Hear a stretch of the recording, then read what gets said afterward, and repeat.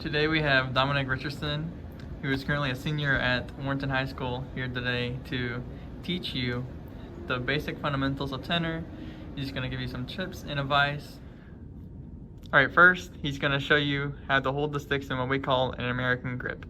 So an American grip, you'll be holding it, your thumbs will be kind of pointed inwards a little bit towards each other, and your sticks are going to stay straight the entire time you play.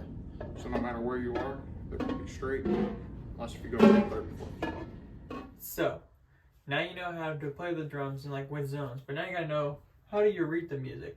Well, there's like 3 different ways you can learn how. One is basically like learning the notes like E, C, A, F, G, which will be E, C, A, F, and G. Another option, if you think going down the staff, you think 1, 2, 3, 4, and then 5 up top. So you think 1, 2, 3, 4, and 5. Another option that some people do is they'll highlight their music, like let's make like drum 1 like blue, and they'll be like, all right, this is gonna be blue, and then they'll put a blue sticky note on the first drum here, and then they'll do like red sticky note, yellow, green, and let's say purple. And those are like 3 different ways to figure out how to read the music. All methods will work.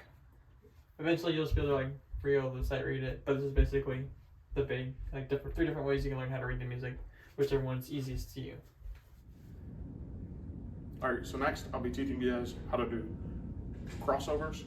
So with your stick straight, you're kind of gonna put this arm over here and this arm over here. It's a crossover. And then you're gonna like do it at your wrist, and you're gonna keep your sticks as straight as possible whenever you do this. So while playing, it kind of looks like.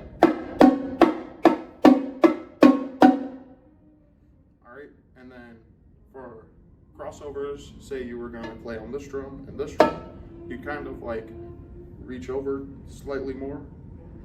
This one's still kind of at the wrist, and your sticks are still going to try to be as straight as possible, so whenever you're playing, kind of like that. And then same thing over here, these sticks just like that. And then if you're going to this drum and this drum, you're kind of going to reach, and like it's kind of at your elbows, sort of. Alright, now you learned how to play a crossover, but what is a crossover music? So basically there's 2 notations. Some people will have parentheses, and some people will have like an open like half note. So basically this reads if you're reading right, right, left, left.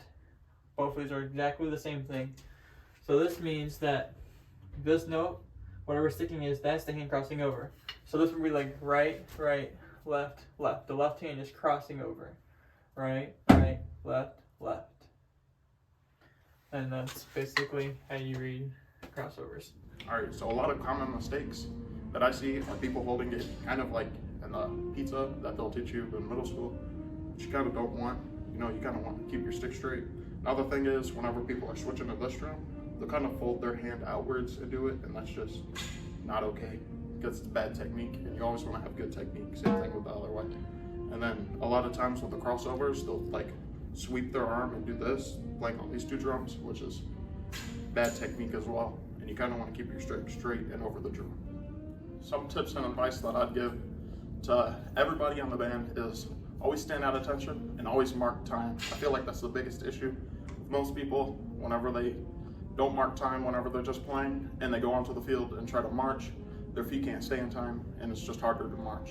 Another thing that I have for advice for tenors is wear your harness a lot, because your back will start hurting if you don't.